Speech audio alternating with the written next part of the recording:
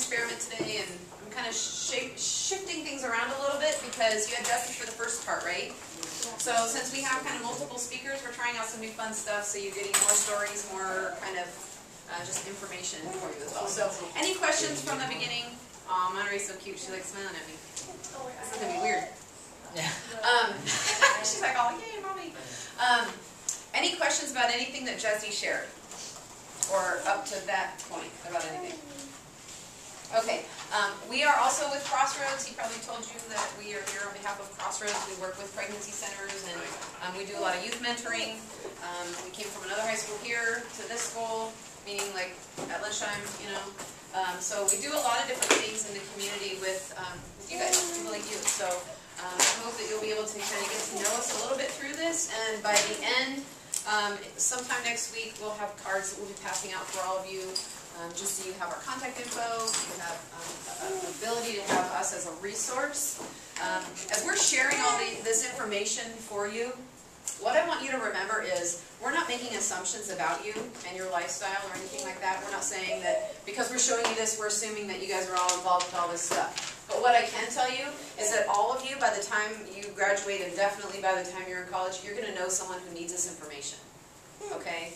There may be a little bit of overlap just because of what Jesse says and what I say. Hopefully we'll be able to go with that. Did he mention to you that by the time you guys graduate, 25% of you will already have a sexually transmitted infection? Okay, so we're going to see that with our experiment today. All right, we're going to go through that.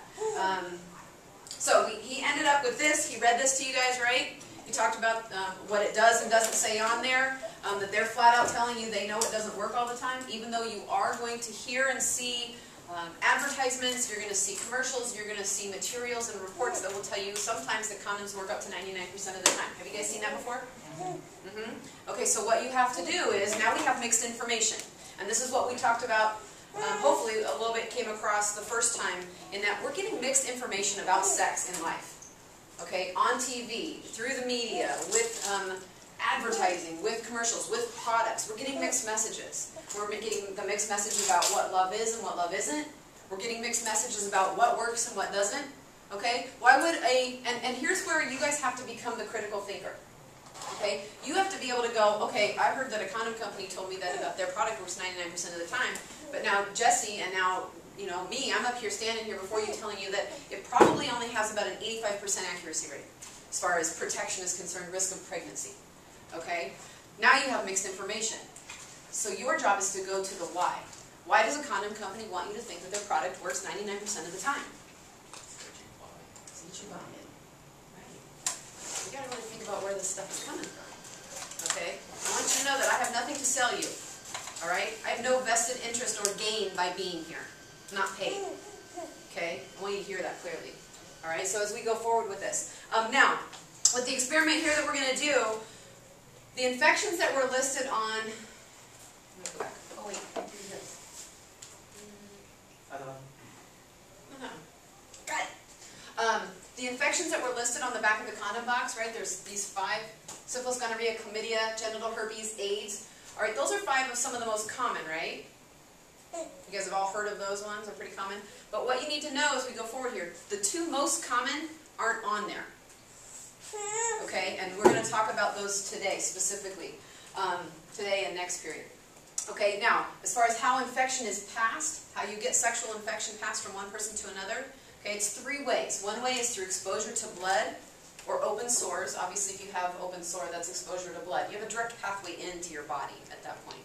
Okay, the next way is through exposure to bodily fluids. Okay, so that could be sexual fluids, it could be your saliva, your spit. It is a bodily fluid. Alright, so we're going to be real and talk about the idea that oral sex is sex, and you can get infection in your mouth and throat that way.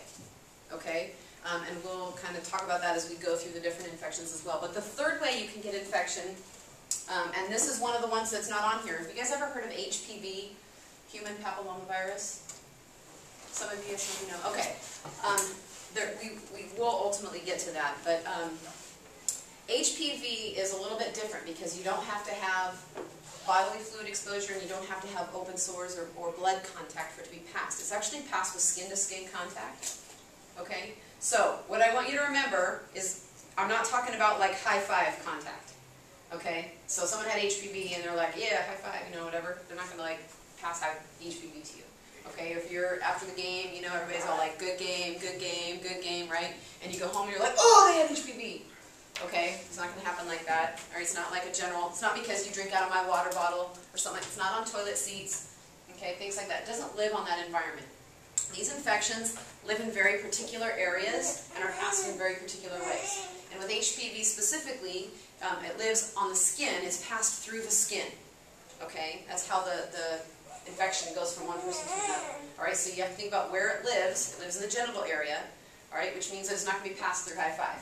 Okay, but when you're talking about contact with the genital area, this product, a condom, only covers one part of the body, right? And everything else around there is skin. Okay, this is the second most common one. This is one of the most likely infections. HPV is not common, but HPV is one of the most likely infections that you could get from somebody. Okay, now what we're going to do with the experiment? Let's get these things going here. Oh, hang on. Whoops, I broke that. I'm going to have to get a new one. What we're going to do is we're going to see what it looks like to pass infection around a group of people. Okay? And we're going to mix it around so you guys aren't paying attention. And actually, Rob and I are going to play too because we have a small group. So I'm going to put a couple extra cups out there. One more?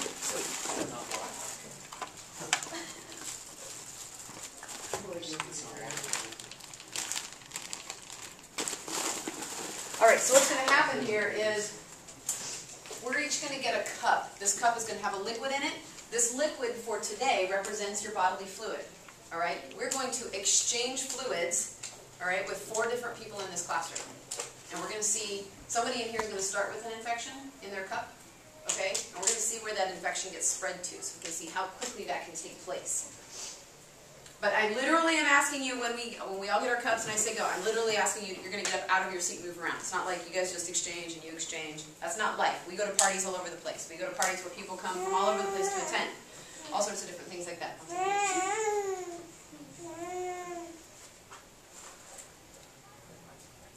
This is where you choose your destiny.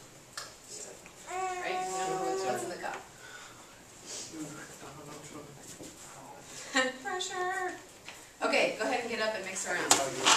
Okay? We're just going to pour them into each other? Yeah, oh, yeah. Sorry, I didn't tell you what to do. You take your cup. Here, we'll change it. You pour it all the way in your partner's cup, pour it all the way back, and then I'll pour about half of it out again. Okay? So we just exchange it. That counts as one. Uh-oh. Come in. Whoa, that was like close. Okay, sweet. Somewhere else. Did you check the machine office? Change here. Wait, I gotta Need one more.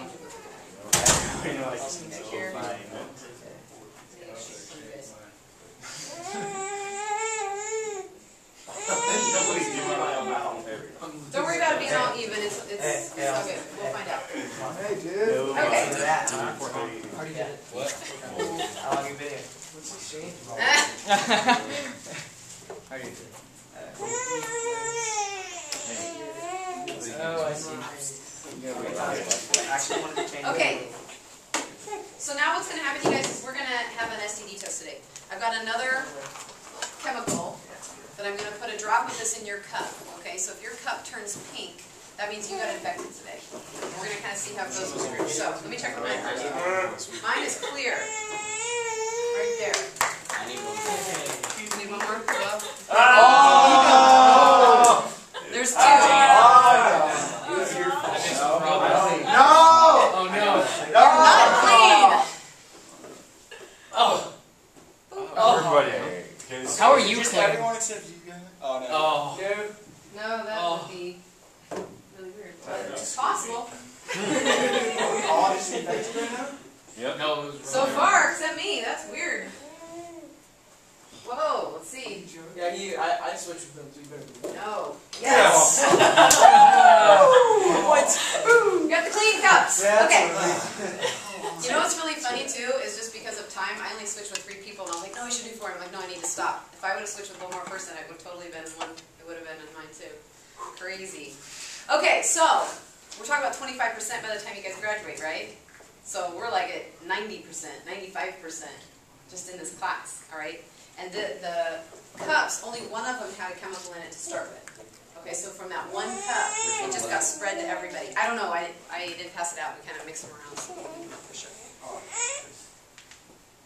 Yeah. Okay. Alrighty. Now, let's take a look at this chart. This is a sexual exposure chart.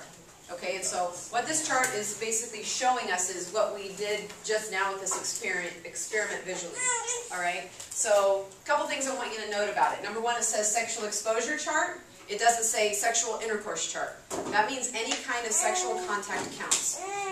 Okay, sexual contact is sexual contact, and you can spread infection with any type of contact, even if you don't technically have sex. Alright, oral sex included. Now, the other thing you have to know is every time you have a contact with somebody, you are not just exposed to the person that you physically touch, okay, that you physically have that contact with. You're exposed to that person, but if this person has ever had any partners before you, you're exposed to everybody they've ever been with in the last 10 years, and then all of those people's partners too, if they have had partners as well. Okay, so this chart really gives us a good visual as to what those numbers can really look like, how quickly it can increase. So the chart makes the assumption that your partner is on the same number of partner that you are on. So it's not like you had one partner but they had 10 partners. If I'm on one, they're on one. If I'm on two, they're on two, according to the chart. Okay, so that's not necessarily how life is, right? But this is a systematic way to take a look at how quickly infection can spread, or at least the exposure to an infection. So we had 3 to 4 partners in here, so that's why pretty much everybody in here was at risk. Okay, because we had a small number in our group. Okay, any questions on it? You guys have seen this before, probably, right? Some of you yes, some of you no. Okay, cool. Moving on. Now, make sure you know when I say write this down or something that sounds similar to that, that means it's going to be on your quiz, and you better write it down. I'm trying to help you out the best I can. Okay. STD and STI. What I want you to know about that is that they're both okay terms to use, but STI is the proper term. Okay? They're not just a bunch of diseases. They are infections that if they're not treated could become a disease. Okay? Cancer is a disease, but not all of the sexually transmitted infections cause cancer. Does that make sense? Okay, so I just want you to remember STI is accurate, infections that could become a disease. Now, every year in the United States, 19 million new cases of infection are reported. So that means every single year across the United States, the total number of brand new infections that show up are 19 million. All right, of that 19 million, 25% of them are people your age. Okay, so 25% are people from age 12 to age 19. Okay, so that's a little over 4 million young adults like you every year. All right. It actually ends up equaling about 8,000 a day. So you want to write that down. 8,000 12 to 19-year-olds get infected every day across the United States. Now 66%, or 2/3 of all the new infections every year, and you should know both of these stats for sure. 2/3 of all the new infections are between the age of 12 up to 25, okay? So that's including that majority there. So what you see is, first of all, you're seeing a huge jump, a huge increase, right, from age 19 to age 25, okay? So the majority of all the infections that are new every year are happening to people in their younger years, the earlier part of their life, right? The part that's really critical and the part that really just, that I want to stress to you all, is the part that's right here. Right here. Okay, from 19 to 25. Where are we at that point in our life? Yeah. Okay? And it's not necessarily that we're at college, it's the college age, it's the college mindset, it's the college mentality, it's the college behavior. Okay? Where all of a sudden for 18, 19 years we've had rules, we've had parents, we've been, it's been strict, we gotta follow curfew, we gotta be home, we gotta not party, we gotta keep track of stuff so that we don't get caught. All this stuff is going on, right? By the time you're there, you're an adult. the rules change, okay? And there's nothing wrong with the rules changing. That's the whole point of life. You get older, you get more mature, you get more responsibility. This is the goal. This is what it's about, right? But the bummer, you guys, is that we're not making healthy choices when we get to that point of our life, okay? We're making choices that have lifelong complications or consequences. Has a huge effect on who we are, okay? And that's the part that I really want you to be thinking about. If we're thinking about our goals, if we're thinking about what it is that we want for our life, do we want to have a kid when we're in high school or college? Do we want to be infected with some kind of infection by the time we're age 20 or 21 years old? Okay, the reality is, if we are sexually active, you are at risk for that. Okay, plain and simple. Okay? And so we have to really keep focus on what is my goal? What do I really want it to look like? How do I view love? How does that play into all of this stuff and what I'm choosing? Does that match what I see in the culture? Does that even match what I see at home sometimes? You know? What you have to understand is, for you guys, the choice is yours. It doesn't matter what everybody else is doing. Okay? No one else can live your life for you. No one else can make these kinds of choices for you. No one else can make the decisions about the kinds of products and all this kind of stuff. Let me tell you something. Do you think these guys are going to be there for you if the condom didn't work? Are they going to care if you get into college or not? Are they going to care if you lose your scholarship? You know what I'm saying? This is the stuff this is the reality part that we got to take a look at and think about. Okay. All of the infections. Do you guys know about how many infections there are? Sexually transmitted infections? Are you 100? There's about 100, not hundreds, which is a good thing. But there's about 100, okay? So what I need you to write down is there's about 30 infections that are considered common. Okay, so common means these are the normal, regular ones that you probably have heard of, meaning chlamydia, gonorrhea, syphilis, HPV, HIV, herpes. All right, these are the ones that are pretty simple to look up. You can find them on the CDC website, Centers for Disease Control.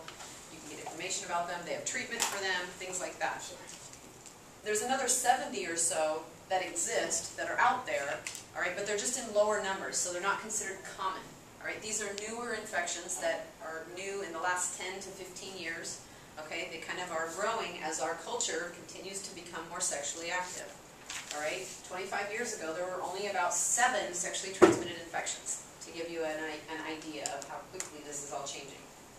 Okay, and most of those were bacterial, they were curable, we could treat them, all these kinds of things. Today, we have more and more viral infections that are not curable. You treat symptoms, but you can't get rid of it all the way. Yes? How does, like, new STD, or, like, infections, how do they come about? Like, how do the new ones come about? That's a great question. Really, one of the main ways, okay, we're talking about, here, let me show you, I'll tell you first, because then I'll show you a slide on when I lose track of my brain. So that happens. There's 3 different kinds of infection. Okay, and this is what we're going to go through. You know all this stuff. Parasite, bacteria, virus. Okay, we're going to go through these. All right. These infections change or mutate over time through sexual activity. Okay, so what you have is, there will be a mutation, and then mutations get passed on. Okay, so, for example, and even insofar as the types of medicines that we have for them, one example is in gonorrhea. Bless you. Okay, gonorrhea has been around for quite a long time. Okay. It has had a medication that has been used to treat gonorrhea for a very long time, and now, as of recent, in the last 5 to 7 years, it's kind of resurfacing, but it also has come up with, it has mutated with a new strain. It has actually become resistant to the drug that we've had for it. Okay, so the treatment for gonorrhea has adapted and become resistant to that drug to where that drug no longer works. Now you have 2 different things going on and no medicine for this one. Okay, so they have now made medicine for this new strain. Okay, you see how that works? So that's one example of how that kind of happens and takes place. All right, but that's like with a lot of them. They change over time. All right, so make sure you know these types, okay? The first one is called a parasite. We're going to talk about 2 parasites. This is a female crab. You've heard of pubic lice. That's what that is. You can see there's a little baby there. It's cute. I brought my baby. See, works out. Okay, parasite. Yeah. Gotta go with it, you know what I'm saying? Okay, this is a picture of a cervix. The cervix is on the inside of the female body, part of the reproductive system. So I've got a picture of a healthy cervix and then an infected cervix that's infected with gonorrhea. Gonorrhea is a bacterial infection, so you can kind of see the difference. It's a little bright up here, so it's a little better. Okay, what I want you to kind of notice is that if I go like this, this looks just like that. Okay. Oh. You tracking with me? All right, so when we talk about how you can pass infection through your mouth and throat, we actually have the same environment in our mouth as inside the reproductive system. Okay? This is called a mucous membrane. We have mucous membranes in our mouth and throat, right? It's a different kind of tissue than what we have on the outside of our body, our skin. Our skin is actually pretty thick, right? It's durable. It's meant to block things out. It's also meant to keep things in, all right? But a mucous membrane is a thinner tissue, and it's absorbent, okay? And it's covered in bodily fluid, right? We know from our experiment we just did, that's a way you can pass infection. All right, so it only makes sense that if you have the same environment in your mouth and throat, you can definitely have the same type of infections in your mouth and throat. Okay, so bacterial infection. Third one, this is not lovely. Viral infection. This is also a cervix. Okay, that's with herpes. So you can see how much worse that is. Okay, she may not know that she has herpes yet if there's no sores on the outside. Okay. Female system is all internal, right? So guys, that means if she had it, you wouldn't know it if it was all inside her body. And if it doesn't hurt, she's not going to know that she needs to go to the doctor. Okay? That's why this is such an important issue, and especially only one gal in here besides me, but for the ladies, this is really a big, major issue because of that internal reproductive system. You know, if we aren't thinking, oh, you know, it doesn't hurt, I must be okay. All right, and same with the guys too. A lot of these infections, you're not going to feel anything different. Okay? Recently, in the last year, I've been having lots of doctor's appointments, obviously, since I had a baby. And with we were going to Kaiser, and every time they have, you know, STD flyers on the walls and all that stuff at the doctor's appointments and all that kind of stuff. And the one that always stuck out in my mind was with chlamydia, which is a bacterial infection. And it stated that 80% of men and 50% of women do not experience symptoms with chlamydia. Okay, which means you can have it and never know it. All right, so big deal kind of stuff here. And what does it do? How's that unhealthy? Can't you tell? We're going to get to what the symptoms are and what it can cause and what it can do. So hopefully that answers that question. Was there another question? Same thing? Yeah. Okay. Well, we're going to get that. We're going to break it down with each of the different kinds, some of the main ones. Okay. So 2 parasites. Genital crabs. We kind of started with that. I showed you that picture. This is a picture of what the skin can look like that's infected with the bugs. They're little bugs. They burrow in the skin. They lay eggs. Okay. It's just like lice. You know what I'm saying? Except for they're not head lice, scalp lice. They live in the genital area. So treatment is with a medicated shampoo. It's not the over-the-counter stuff. It's not the same treatment as you use for scalp lice, head lice. That's as simple as it gets, you guys. Okay? They're gross. They're little bugs, but that's as simple as they get. The worst is it's itchy, it's irritating, and you have bugs living on your skin that you can probably see. Okay? Next one, trichomonas. This is an interesting one. Okay, this is actually the second one that's not on here. Okay, trichomonas, in your health textbook, it's probably called trichomoniasis. Okay, it's the same thing though. It is a parasite it's a protozoan, so it's a single-celled organism. Okay, so you can see 2 cells there, a bunch of them here. Okay, this is the most common sexually transmitted infection. 7 million people get it every single year. All right. So between this one and HPV, this one's 7 million, HPV 6 million, right? So we got 13 million of that 19 million are those 2 infections. All right? You see how big of a deal this stuff could be. Now, trichomonas can cause itching, redness, swelling of the genitals. It can cause a very bad smelling, funky discharge to come out of the body. So what that means is it would come out of the vaginal canal for the girls. It would come out of the urethra for you guys. All right? It has a very unpleasant odor that sometimes can be smelled from a distance. Lovely as well. This one also, and part of the reason why a lot of the pregnancy centers are now doing STD, STI testing and treatment and stuff like that is because trichomonas can have major complications with pregnancy, preterm labor, miscarriage, things like that. Stuff that can be a really big deal. So that's kind of starting to give you an idea of what are some of the things that can start happening. Guys, what you're going to notice, gentlemen, is that more of the major physical complications are going to happen to the female body because of the internal system. Alright guys, you can still get infection, you can still pass infection as we go along, you're going to see pictures of things that can happen. You can still, it's that sort of same thing, but because you have an external reproductive system, it's a different living environment. Okay, so it's a different living area for that bacteria to grow, to live, to thrive. It does different things within our bodies. Alright, so sometimes, you know, the thought might be, well, go ahead. Since it's visual just on the inside of the woman, for the man, is it still visible just on the outside? Like, so would we be able to know? It depends on which infection it is. Herpes, yeah, we'll see pictures of sores. If there's some sort of drainage coming out, you'd see it. Sometimes females can get stuff on the outside of the body too, yeah. So how would like more females get it? If they get it from the man, and the man can tell if he has it or not, why would he give it to the woman if he knows he has it? That's the thing, is sometimes he can't tell that he has it. Oh, okay. That's the whole thing. Alright, is oftentimes there really isn't an outward sign, something physical. You don't feel sick, you don't look sick. So the tough part with all these infections, that's a really good question and what you're pointing out. Because the tough part is it's not, you know when you go to math class, you kind of like always know what to expect. 2 + 2 is still 4, you know what I'm saying? Well with this stuff, it changes all the time, and it's different for everybody's body, okay? Everyone deals with infection differently. You know, we have different types of immune systems. We have different stressors on our bodies where if I get a cold, it might only last for a couple days, but somebody else might get a cold and it lasts for 2 weeks. But it's the same actual infection, okay? So there's so many different things. So it's a really broad range as to what can happen, meaning no big deal, goes away on its own, no major symptoms, you know, I live, all that good stuff, to lots of complications, all the way onto the far side of, you know, major stuff, causes cancer, can cause death, you know, really big deal sort of stuff. But there's like a whole lot of other options in the middle. It's like infinity in the middle, okay? And you guys can see too here, since these have tails on them, so they swim, so that's how they get kind of passed through the body. They swim in that bodily fluid.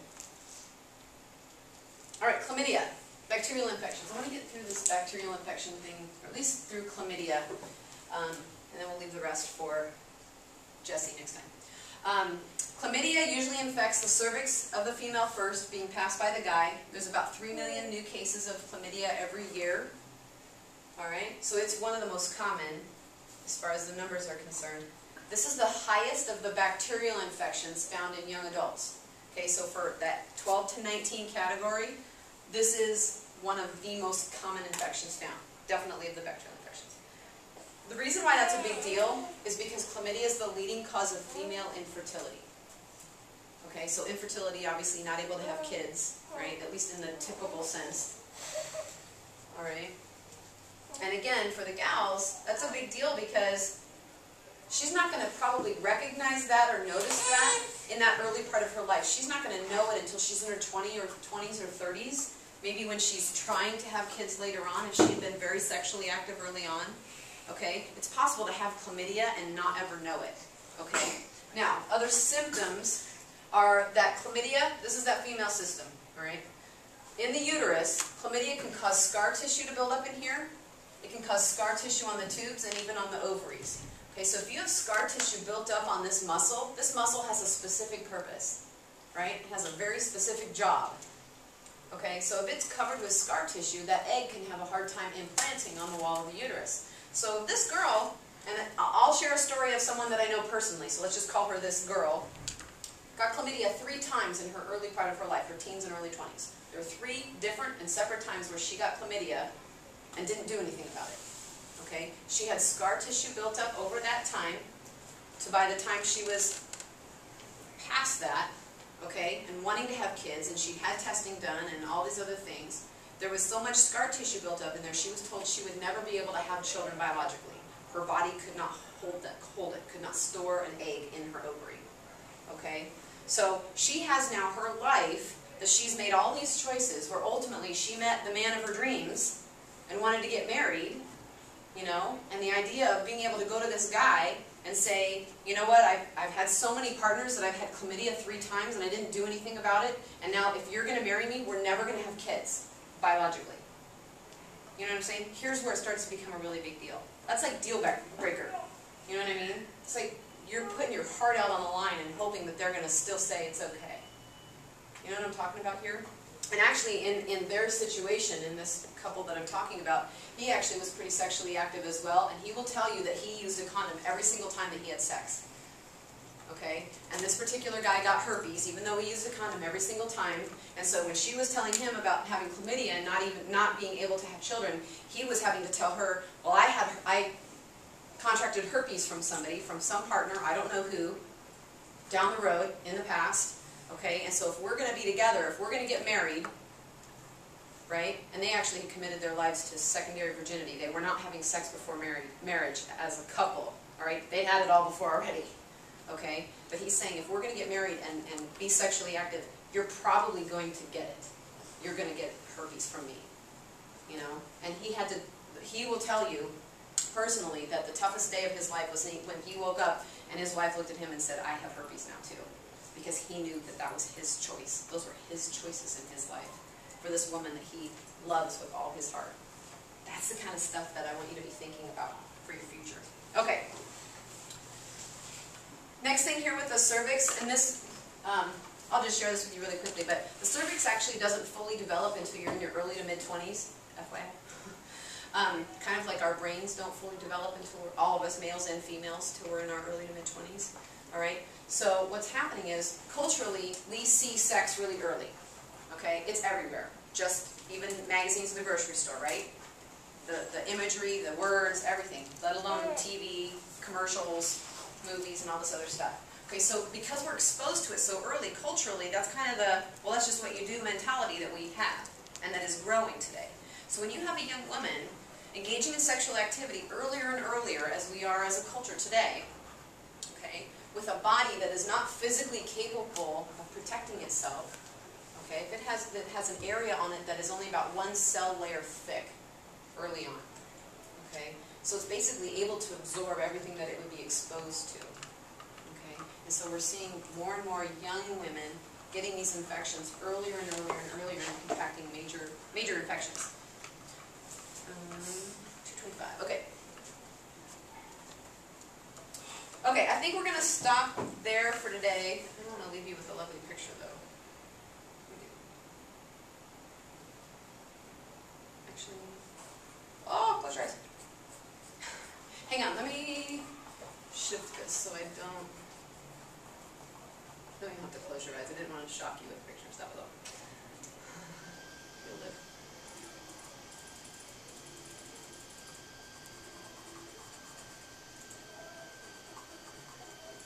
Okay, so I want to share with you a little bit about my testimony and why I'm here and why I do what I do. Okay, and then hopefully as Jesse finishes things up with you guys next time, yeah, he's going to be with you guys next time. So he'll be able to kind of close everything out, wrap it all up together, and then share with you a little bit about himself and experiences that he's had or what he's seen in working with young adults like you guys do. But when I was in high school, I was a lot like you guys as far as having lots of goals. And how many of you guys are already thinking about going to college? Pretty much everybody? Okay. And anybody want to travel in here? Have goals and stuff? Anybody want to be married and have a family someday? Okay, so I was a lot like you. In having a lot of those kinds of things. As a junior in high school, I was getting a little bit more honed in on what I wanted to do. I was kind of filtering out some of the activities that I wasn't so interested in anymore, and I was getting more like way involved with theater department, music, drama, and all that kind of goodness that I was doing at the time. And so that's what I wanted to go to college for. And so by my senior year, I actually was already, my junior year, already doing all my applications.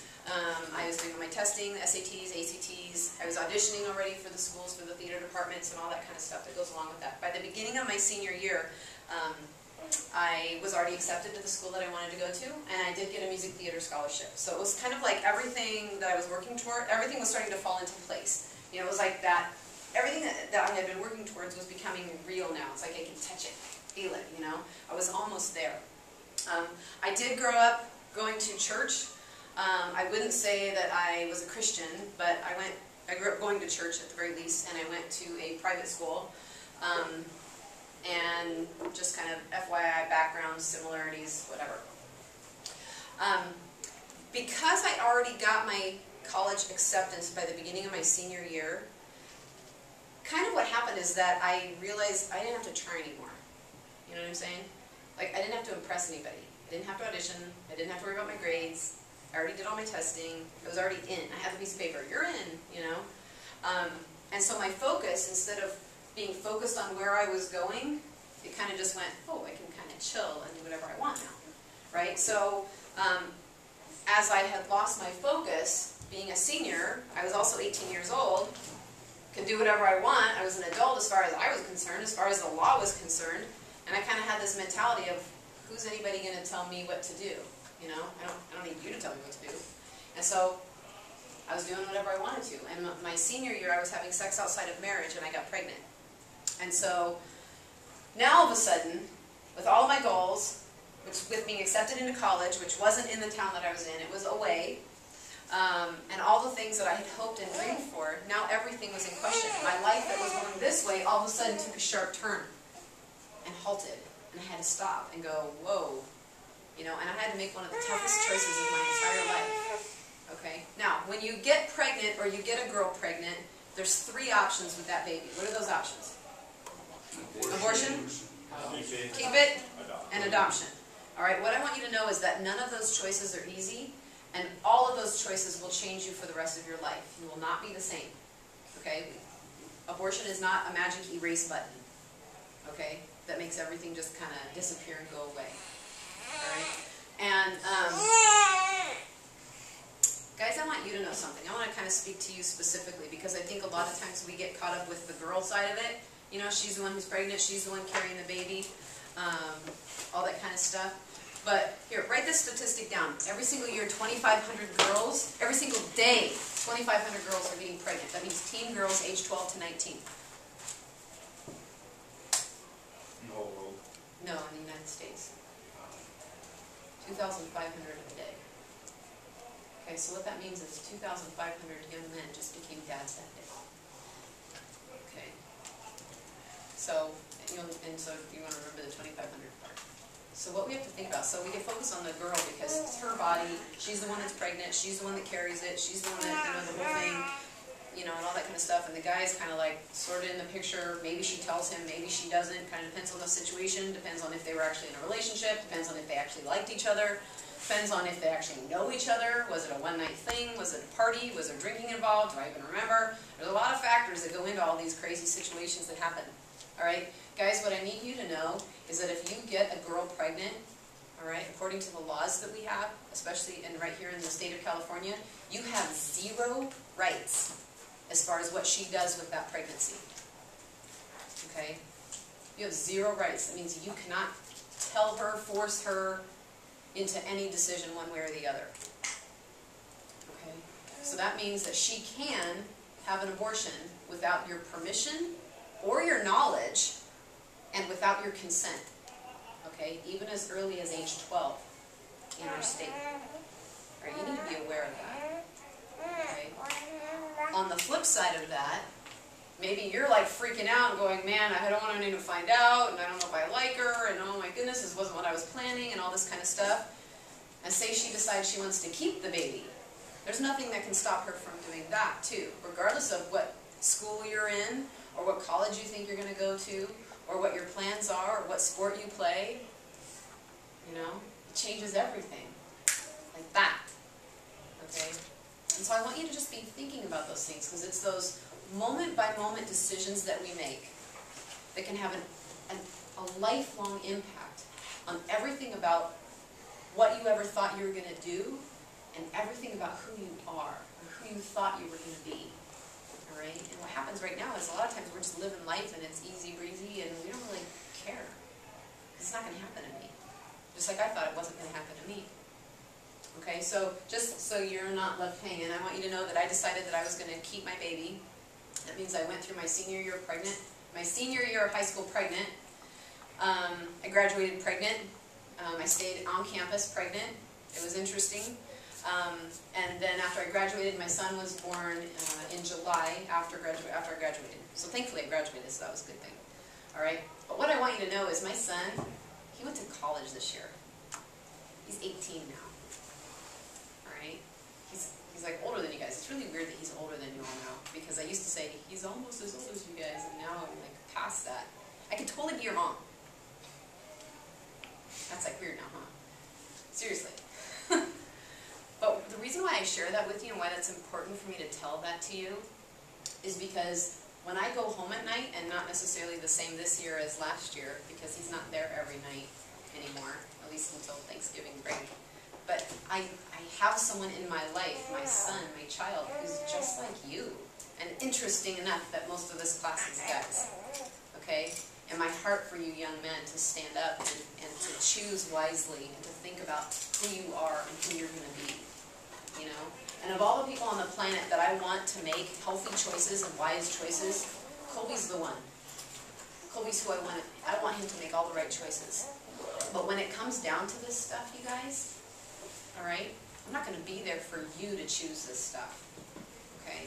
And very realistically, I'm not going to be there for him to choose this stuff either. He's got to choose it on his own.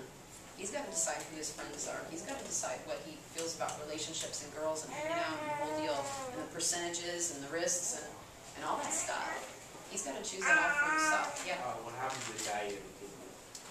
What happened to the guy? That's an interesting question. Rob's the guy. Hello. But here's the interesting part. And maybe you want to share this part. I don't know. We got 3 minutes. 3 minutes? You got to come up here so you're on the camera. You'll be on the camera? Yeah. Tag team. I can't be behind the scene. No.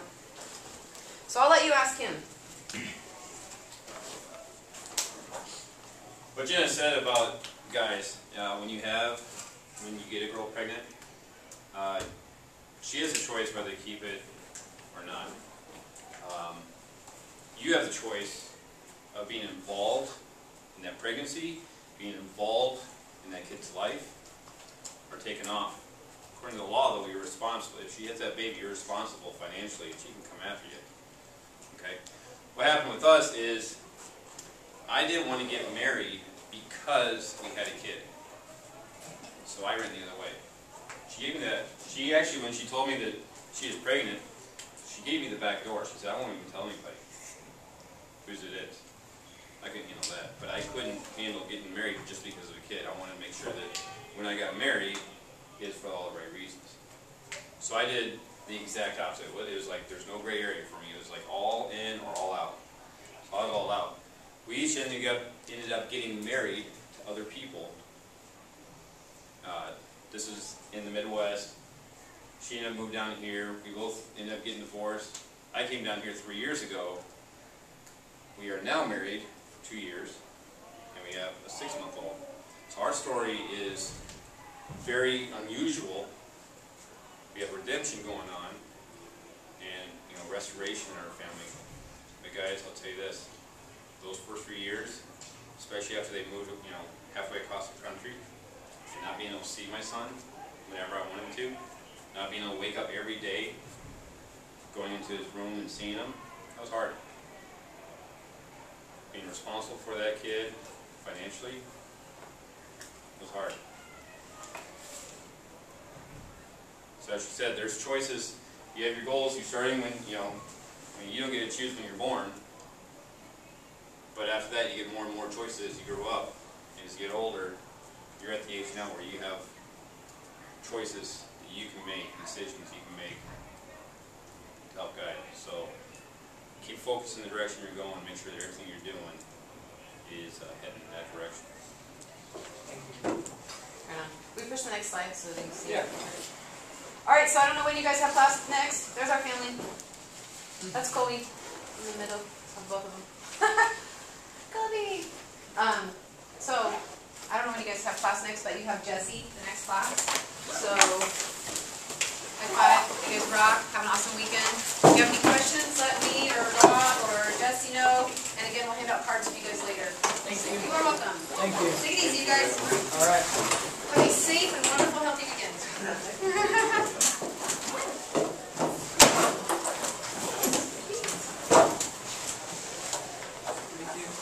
You're welcome. Bye-bye. Take it easy. Bye-bye. Who has an STD? Everybody but me and him. Yeah. Yeah. It was radical. Yeah.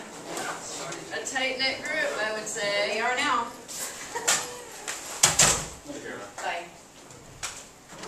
cool. It went good. Yeah, it did.